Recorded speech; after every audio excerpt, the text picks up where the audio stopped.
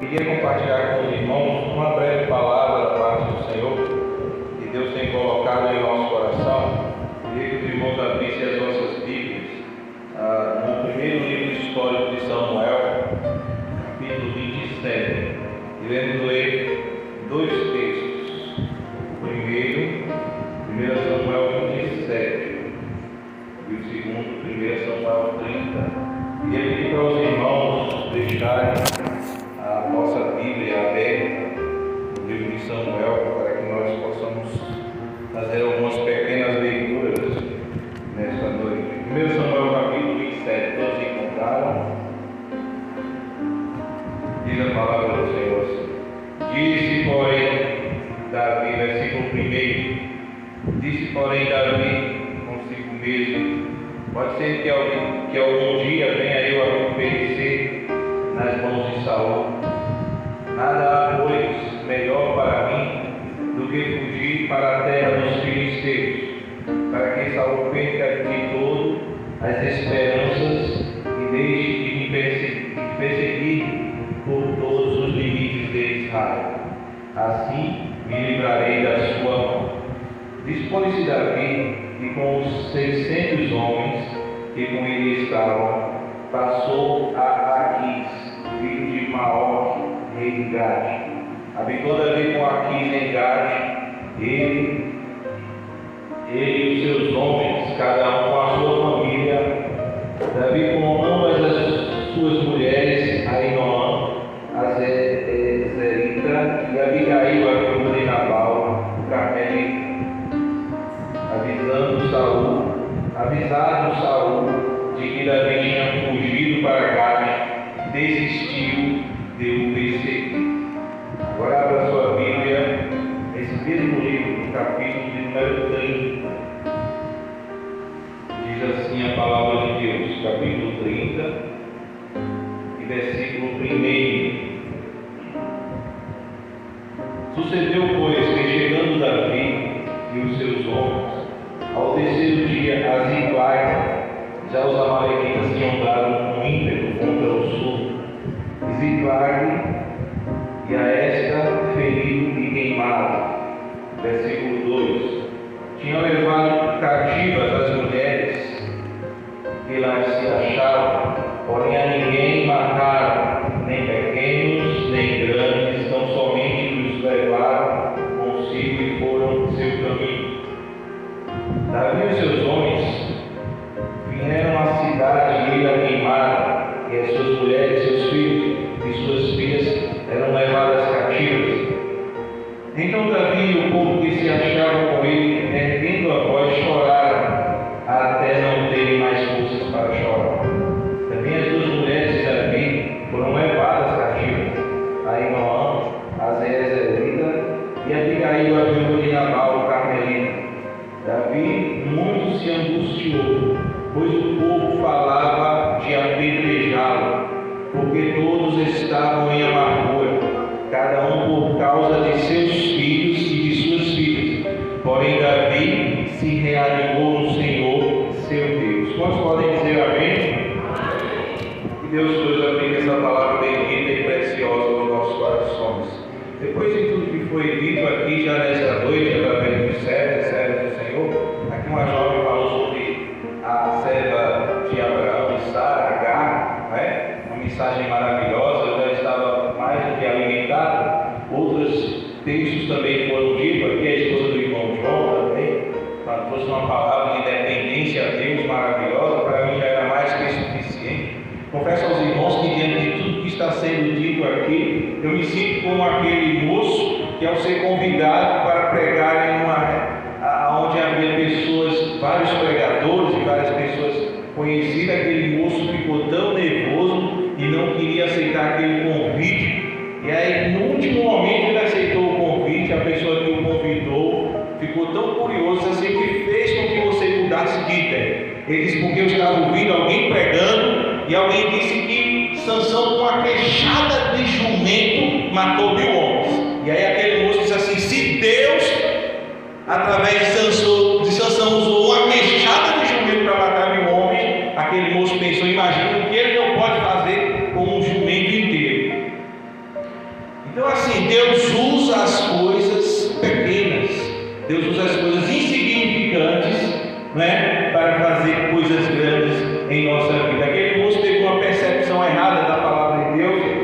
entendimento da palavra de Deus, mas confesso que ele estava preocupado com aquilo que iria falar, com a responsabilidade daquilo que iria trazer. Meus irmãos, voltando para a palavra de Deus, aqui em 2 textos com os irmãos que fala sobre Davi. Como os irmãos sabem, Davi foi o rei mais famoso de Israel, o rei mais conhecido, um rei vitorioso. Quando falamos de Davi até hoje em Israel, é um símbolo. Não sei se os irmãos veem ou leem ou veem na televisão, até a própria estrela, conhecida como Estrela de Davi, é uma referência muito forte sobre esse homem, sobre esse personagem, ao qual a Bíblia destaca muitas páginas. Não são poucas as páginas que são destacadas da palavra de Deus para narrar a história desse homem. Mas ao contrário do que nós pensamos, a história de Davi não foi uma história fácil.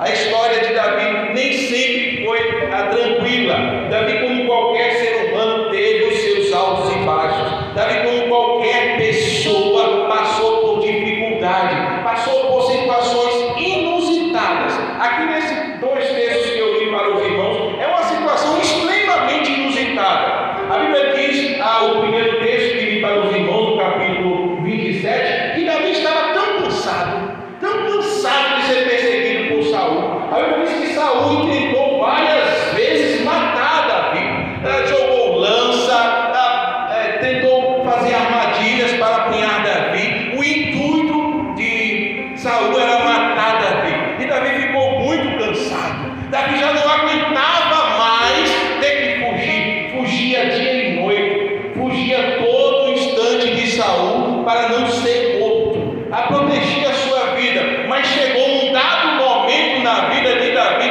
e observe, meus irmãos, eu não estou falando de qualquer pessoa, eu estou falando do grande rei Davi, daquele que é uma simbologia do próprio Cristo, não é? A Bíblia reconhece a Cristo e traz uma simbologia como ser o filho de Davi. Então não é qualquer pessoa, é alguém realmente de grande valor, alguém de grande personalidade, alguém que marcou a história e a sua geração. Mas Davi cansou, e um dia ele disse assim: eu vou fugir de Saul, vou sair da minha nação para outra nação, para outro povo. E o pior de tudo, irmãos, um povo inimigo. Não era um povo qualquer, ele não foi para o meio de um povo amigo, não, ele foi para o meio dos filisteus. E quem são os filisteus? Os filisteus são aquele povo que sempre esteve em guerra com Davi, aliás, com Israel, não é? Não sei se os irmãos lembram da história do gigante Golias. Foi justamente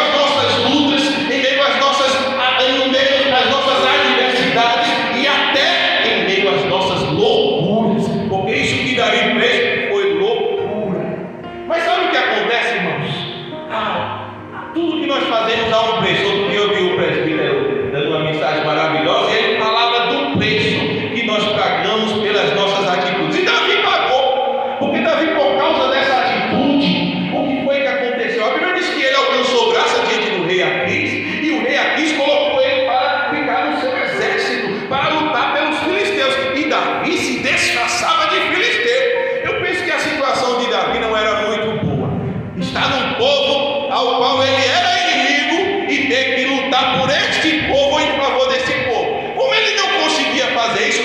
Sabe por que ele não conseguia, irmão? Porque o crente que é salvo e remido e lavado pelo sangue de Jesus, ele não consegue fazer as obras das trevas, ele não consegue fazer as obras do mundo, ele não consegue ouvir a voz do diabo e praticar a sua vontade. Davi simplesmente não conseguia. Diz a Bíblia que Davi ia para a guerra, ia com os seus 600 homens, e ninguém no meio do povo dos filisteus ia no meio dele. E sabe o que Davi fazia? Davi ia contra as cidades que eram inimigas de Israel. Uma dessas cidades eram os amalequitas. Então Davi agora saía da onde estava e ia lutar contra os amalequitas. Só que tem um porém, irmãos: toda atitude nossa que não está na direção de Deus tem um preço.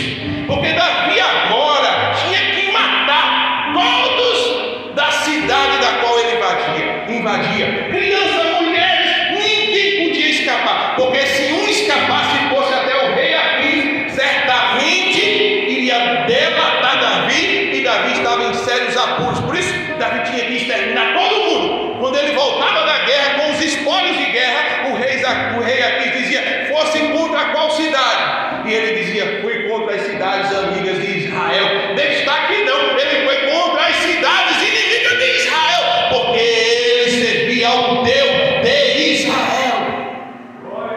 Mas sabe o que aconteceu, irmãos? Um dia esse rei vai à guerra contra quem? Israel.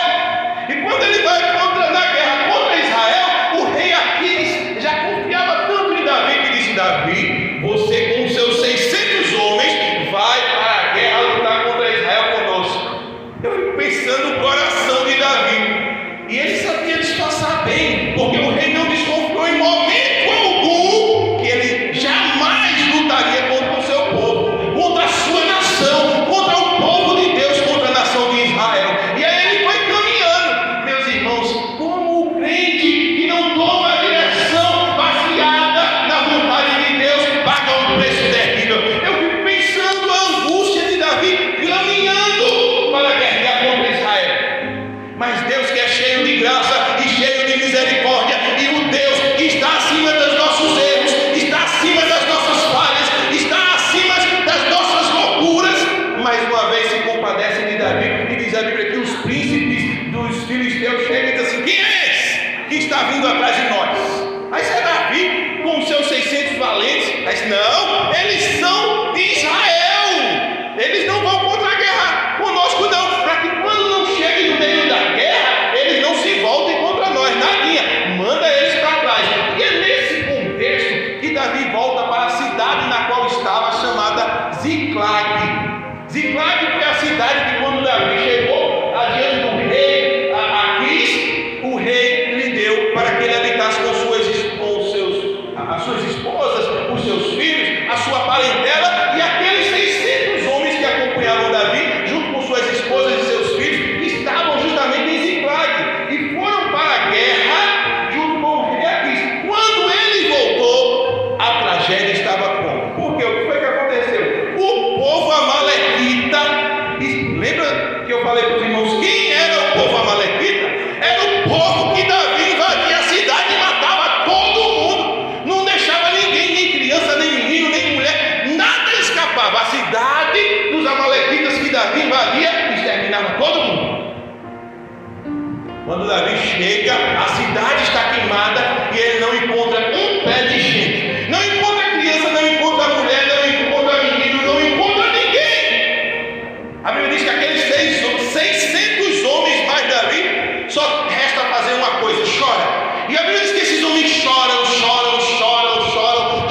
tanto, que a Bíblia diz que eles não tinham mais forças para chorar. Eles agora estavam cansados, completamente cansados de chorar. Não tinha mais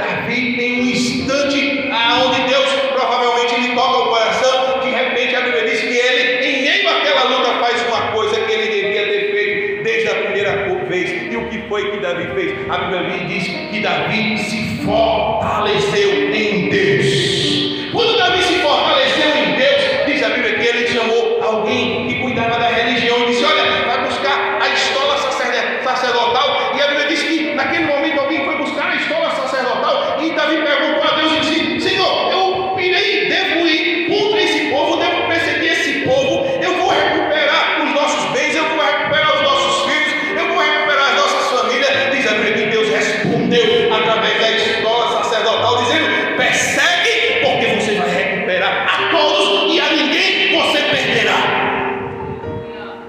E a Bíblia diz que Davi perseguiu, e quando Davi foi no meio do caminho sem saber para onde ia, a Bíblia diz que naquele momento ele encontra um egípcio no chão, deitado há 3 dias. Aquele homem não comia nada e não bebia nada. E o que foi que aconteceu com esse egípcio? A Bíblia diz que durante essa investida dos amalequitas contra a Ziklag, a Bíblia diz que aquele homem, quando os amalequitas iam embora, ele adoeceu. Os irmãos estão entendendo? Digam amém.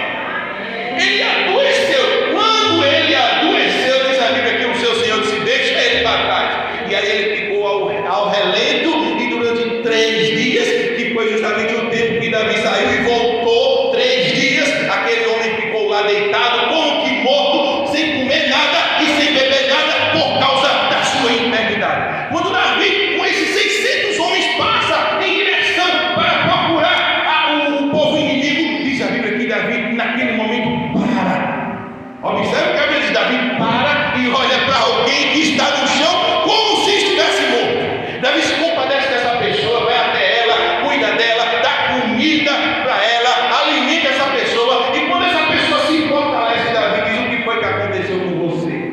Ora, a minha esposa, os meus filhos, a esposa de 600 homens, os filhos de 600 homens estavam sequestrados. E Davi estava preocupado com um estrangeiro que estava à beira do caminho, mas Davi se preocupou com ele.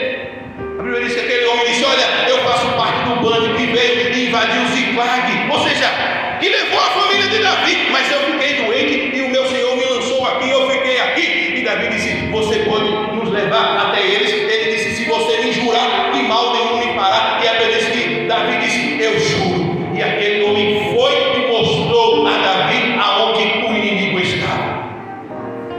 Para encerrar, irmãos, deixa eu dizer aonde eu quero chegar nessa noite para que os irmãos compreendam. A primeira coisa que Davi fez, que Davi não fez na primeira vez e que Davi fez na segunda vez, e que faz toda a diferença em nossa vida, faz diferença na minha vida e na tua vida também, é que em meio às lutas e ao cansaço dessa vida, nós não temos que tomar atitudes à nossa vontade, atitudes malucas, atitudes esquisitas. Não, devemos sim nos fortalecer em Deus. Foi isso que Davi fez pela segunda vez. Parece que ele aprendeu a lição. Olha onde ele chegou por não se fortalecer em Deus. Olha onde o seu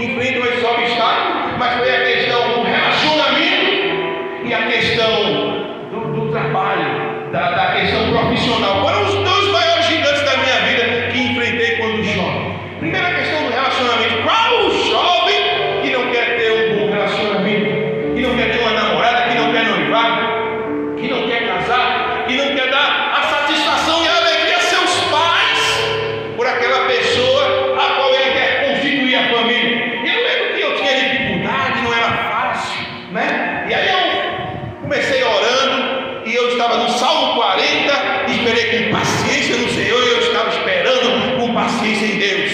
Mas o negócio foi demorando, a idade foi chegando, e aí eu já fui pulando um pouquinho para o Novo Testamento, e já estava em apressa aqui, Senhor, né? Porque o negócio já estava difícil, e aí demorou mais um pouco, estava mais difícil ainda, eu já estava toda aquela que o Senhor mandar, jamais eu lançarei fora.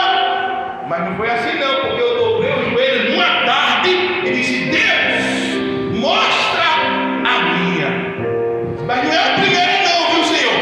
É a que o Senhor está me dando mesmo. Irmão, é só para quem crê. É só para quem crê. E eu sei que aqui nós somos crentes do Senhor Jesus Cristo. E eu lembro que eu desci a rua sem saber para onde ia. E quando eu cheguei no final da minha rua, eu olhei para o lado, estava a Patrícia. Eu disse: glória a Deus, no meu coração, glória a Deus, a bênção, né? Aí, irmãos, eu fiquei todo empolgado. Eu disse para Deus mostrar. Aí eu fui todo empolgado, cheguei lá no irmão Antônio tinha uma barraca, eu já cheguei todo empolgado, já engrossei a voz: a paz do Senhor, meu irmão, né? Aquele negócio, né? Pensando, né, irmão? Eu era bem maivado, mas já tinha um sinalzinho assim das dificuldades que iria enfrentar, né? Aí eu lembro que quando cheguei lá, a primeira coisa, a gente não se batia muito bem não, a primeira coisa que ela fez foi pegar na minha barriga assim: rapaz, aqui tá um pneuzinho medonho, né? Eu disse: misericórdia, quem me mostrou foi o diabo, não foi Deus não. E eu saí foi bravo, e olha que eu era bem diferente do que eu sou, né? Hoje as coisas dobrou, eu larguei, eu cresci para os lados, né? Os irmãos aqui, alguns são antigos, bem pouquinho, eu, irmão João, presbítero não é muito não, né? Vou dizer presbítero, né? Aí veja só, a gente era de um tempo que chegava na casa da pessoa, né? E os nossos pais olhavam para a gente e diziam assim: coma o que botar na mesa. Não é assim, mamãe? Coma o que botar na mesa. Não tem esse negócio de besteira, não. Hoje não, hoje a criança chega na casa da tia, aí a tia quer comer o quê? E ajeita, e não sei o quê. Não, com a gente não tinha isso não. Coma o que botar na mesa. Era comer por educação, irmão. A gente tinha que comer por educação. E aí quando chegava, dizia assim: ele come o quê? Ele come tudo, ele come o que botar na mesa. E aí tinha que comer. Os irmãos, por exemplo, vê isso tudinho aqui, isso é tudo educação, viu, irmão? Tudo é educação, isso aqui tudinho é educação, porque a gente tinha que comer o que botava na mesa. Aqui o irmão muito educado também. Então, irmãos, eu orei e Deus me mostrou, mas eu pensei que a bênção já era naquele dia, mas não era. Então são dificuldades em nossa vida que nós temos que aprender a esperar em Deus, a buscar em Deus a direção. Deus tem direção para a nossa vida em todas as coisas. Eu lembro que passei por um tempo de dificuldade que não tinha nem o que comer, e eu cheguei em casa, eu vou fechar a Bíblia, senão depois eu levo o carão. E eu lembro que eu não tinha nem o que comer. Apesar que mesmo na prova o cardápio lá em casa era bom, porque de manhã comia cuscuz com ovo, de tarde ovo com cuscuz, e à noite escolhia se queria ovo com cuscuz ou cuscuz com ovo. E era a prova do cuscuz com ovo. E eu de manhã, eu estudava no Maria Sampaio, de manhã eu fazia um curso de músico, né? Eu aprendi a tocar algum instrumento, saxofone, bem pouquinho, mas aprendi. E eu ia por causa da merenda, né? À tarde eu fazia curso de cabeleireiro. Se tiver o irmão aqui na crise: ah, irmão, mas estou na crise, o cabelo está grande, vem para cá, carinho tá ruim. Não faça caminho de rato. Pode ficar, você faça não, irmão. Passei lá um bocado de tempo cortando o cabelo e comendo a merenda, né? E à noite era o pior, porque quando eu saía de tarde, às vezes não dava tempo para chegar para comer a merenda, não dava. Eu vinha correndo, mas quando eu chegava, o povo estava todo indo embora. Aí eu dizia: eita, perdi. Eu chegava na porta e dizia: perdi. Aí a pessoa dizia: ei, espera aí. Aí eu esperava. Aí quando eu esperava, aí dizia assim, aí ela: já não acabou? Ela disse: acabou. Mas por que a senhora mandou esperar se acabou? Eu disse: não acabou, mas o seu eu guardei. Veja como o nosso Deus é tremendo, né? Ele cuida de nós. Mas eu lembro